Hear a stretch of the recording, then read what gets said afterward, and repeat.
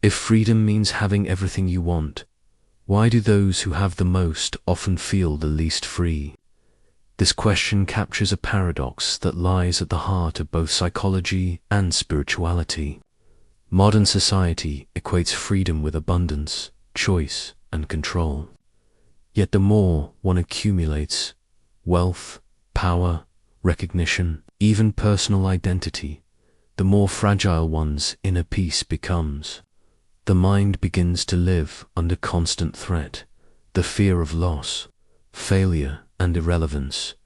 Detachment, as Ghazali understood it, is not a rejection of life, but a liberation from this inner bondage.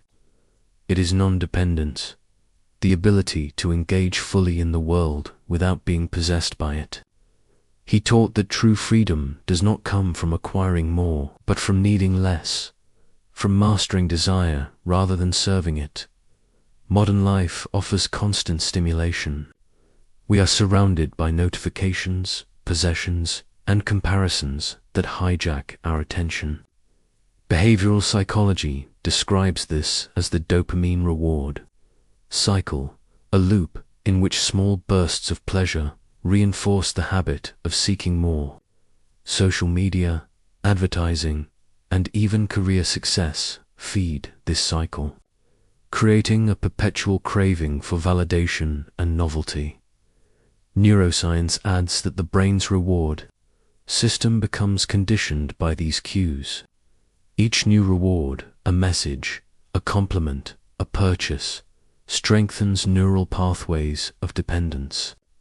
When these stimuli disappear, the brain responds with restlessness and anxiety. This phenomenon is reinforced by hedonic adaptation, the tendency to return to dissatisfaction even after achieving what we desire. The pleasure fades, but the need intensifies. The result is a kind of psychological captivity, an existence ruled by what one must maintain or acquire to feel complete.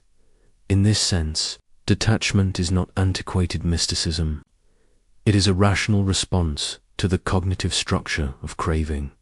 Abu Hamid al-Ghazali, the 11th century Persian philosopher and theologian, analyzed this problem with remarkable precision. Though rooted in Islamic spirituality, his psychology was profoundly rational. He saw the soul as a dynamic system, influenced by cognition, emotion, and moral intention. For al-Ghazali, attachment was a cognitive error, the confusion between means and ends. The world, he said, is not to be rejected, but rightly understood as a bridge, not a home. Things are valuable as instruments of knowledge and moral development, not as ultimate possessions. His goal was the purification of the will, to act without enslavement to desire. Detachment was not isolation, but clarity, the mind's ability to see reality without the distortions of fear or greed. In modern psychological terms, al-Ghazali's method resembles cognitive reframing, emotional regulation, and values-based behavior disciplines. Now studied under behavioral therapy and neuroscience, al-Ghazali began with the intellect. The mind, he argued, becomes imprisoned when it identifies transient things as permanent sources of happiness. This misperception leads to attention bias, the tendency to focus only on what aligns with desire, and confirmation bias, which interprets experience through the lens of craving. For example, when one craves approval, every silence becomes rejection, and every compliment becomes proof of worth. The mind stops perceiving reality. It perceives only the reflection of its hunger. Detachment restores cognitive neutrality, the ability to perceive things as they are, not as one wishes them to be. It is the psychological equivalent of removing filters from vision. Ghazali described the process symbolically. The heart is like a mirror, clouded by the rust of passion. Only when the rust is cleared does it reflect truth. The parallel in modern neuroscience is found in meta-awareness, the mind's capacity to observe its own thoughts without fusing with them. This self-reflective clarity is the first form of freedom, perception unfiltered by desire. Emotional slavery, Ghazali observed, arises from misplaced dependence, the habit of allowing external conditions to dictate inner states. When happiness depends on approval, possession, or stability, every change in circumstance becomes a source of suffering. Modern affective neuroscience confirms this principle. Emotional regulation, the ability to manage impulses and reactivity, is linked to activity in the prefrontal cortex, which modulates the limbic system's automatic responses. The less one is dominated by desire, the more effectively the prefrontal regions maintain balance. Detachment strengthens this regulatory capacity. It allows a person to experience pain or loss without collapsing into despair. From a psychological standpoint, this is not suppression but equanimity, a balanced emotional state that neither clings nor rejects. Ghazali taught that the truly free person does not lose composure when things change, because they understand that all created things are in flux. Emotional peace comes not from permanence, but from alignment with impermanence. Only the real, he said, is constant. Everything else is movement within it.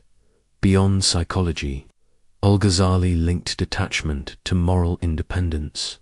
He called this ikled sincerity of intention. A person attached to reward or recognition acts under compulsion, not from truth. Such behavior is ethically unstable because it depends on outcomes rather than principles. Detachment liberates moral choice. When one's motivation is purified from desire and fear, action becomes an expression of integrity rather than reaction. In modern psychology, this aligns with self-determination theory, which defines autonomy, competence, and relatedness as the pillars of intrinsic motivation. Detachment corresponds to autonomy, acting from internal conviction rather than external control. Consider the difference between generosity for praise and generosity for justice. The first enslaves because it depends on response. The second frees because it arises from conviction. Ghazali would say, the detached person acts rightly even when unseen, because truth itself has become the motive.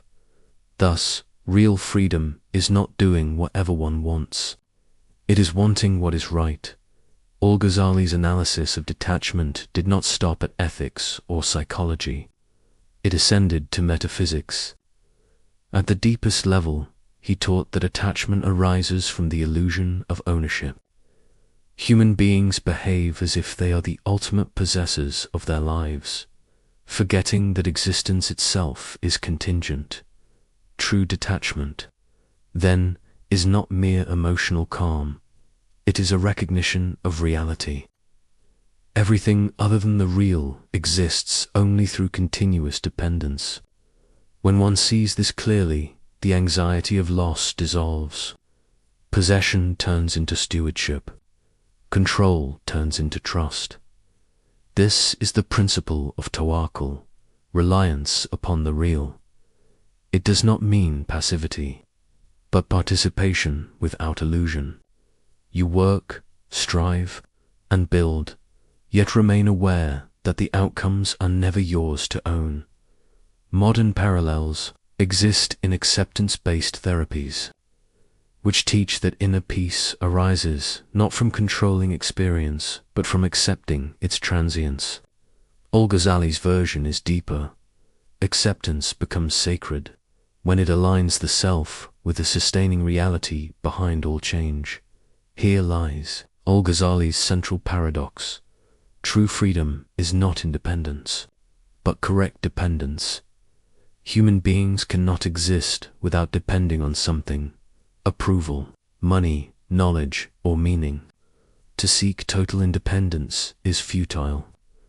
The structure of consciousness itself is relational. The question, therefore, is not whether you depend, but on what.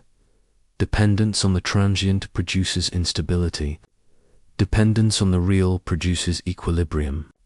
The person attached to praise is anxious in silence. The one grounded in truth is steady amid noise. Modern psychology calls this locus of control whether one's sense of stability arises from internal or external factors. Yet Ghazali extends the insight. Even the internal ego is unstable. The ultimate locus of control, he says, lies in the divine principle that sustains consciousness itself. In this sense, detachment does not lead to isolation. It reorders dependence toward what cannot be lost. You become most free, paradoxically, when you depend only on what endures. Detachment, as Ghazali presents it, is not an abstract doctrine but a discipline of mind. It can be practiced through rational and behavioral training, mindful awareness of desire. Observe what repeatedly captures attention, recognition, control, security. Neuroscience shows that awareness itself weakens the power of craving by disrupting automatic neural pathways. In mindfulness-based therapies, simply naming an impulse decreases its emotional charge. Cognitive replace the mental statement, "I need this to be happy," with "this contributes to my life, but it is not essential to it." This reframing reduces anxiety and reinforces resilience. The goal is not denial, but revaluation, seeing utility without dependence, intentional action. Before any choice, Ghazali would recommend an inner question. Am I acting from truth or from craving? This inquiry refines motivation. It transforms behavior from conditioned reaction to deliberate expression. Emotional regulation practices, breathing exercises, contemplative pauses, and reflective journaling activate prefrontal awareness, the region responsible for self-control and long-term reasoning. These practices stabilize emotional responses and cultivate mental composure. Periodic withdrawal. Ghazali advocated khalwa, or disciplined solitude, temporary withdrawal from social noise to re-establish self-command. Modern parallels include digital fasting or silent retreats, which interrupt cycles of reactivity. Together, these methods train the intellect to see clearly, the emotions to remain balanced, and the will to act sincerely. Detachment, therefore, is not escape from life, but engagement without enslavement. We return to the opening question. If freedom means having everything you want, why do those who have the most feel the least free? Ghazali's answer is simple yet profound. Freedom does not arise from possession, but from proportion, the right ordering of attachment. Detachment is intelligent freedom, a disciplined relation to reality that restores clarity to thought, balance to emotion, and integrity to action. Modern research confirms his insight. Happiness and stability depend less on what we control and more on how we relate to what we cannot. Emotional regulation, cognitive balance, and moral autonomy all emerge from the same principle. Non-dependence on the transient. In Ghazali's language, the world is a bridge. Cross it, but do not build your home upon it. You are not free because you own nothing. You are free because nothing owns you. And in that freedom, life becomes participation without bondage, a calm awareness that moves through change without losing center.